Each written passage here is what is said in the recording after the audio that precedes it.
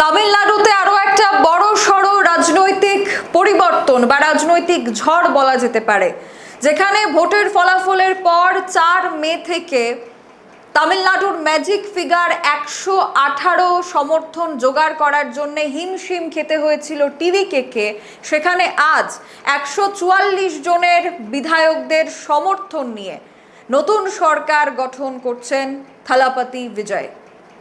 মনে করা হচ্ছে যে এআইডিএমকে এবং অন্যান্য বিরোধী রাজনৈতিক দলগুলিও তো তাদের সাথে ছিল, কিন্তু এআইডিএমকে থেকে একাধিক ভোট পড়েছে বিজয়ের সমর্থনে।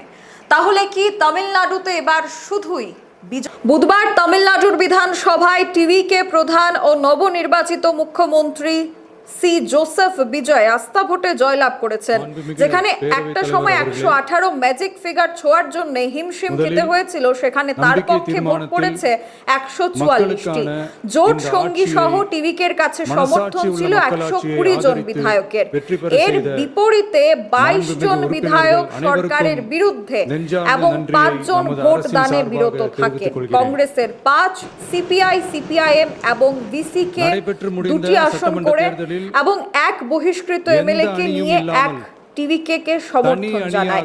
144টি ভোট ইঙ্গিত করে যে এআইএডিএমকে এর একদল বিদ্রোহী বিধায়ক দলের হুইপ অমান্য করে মুখ্যমন্ত্রীর পক্ষে ভোট দিয়েছেন। অন্যদিকে বিরোধী দলনেতা উদয়নিধি স্টালিন কটাক্ষ করে বলেন, আমরা বিধানসভা থেকে ওয়াকআউট করছি। Bureau report, social Bangla.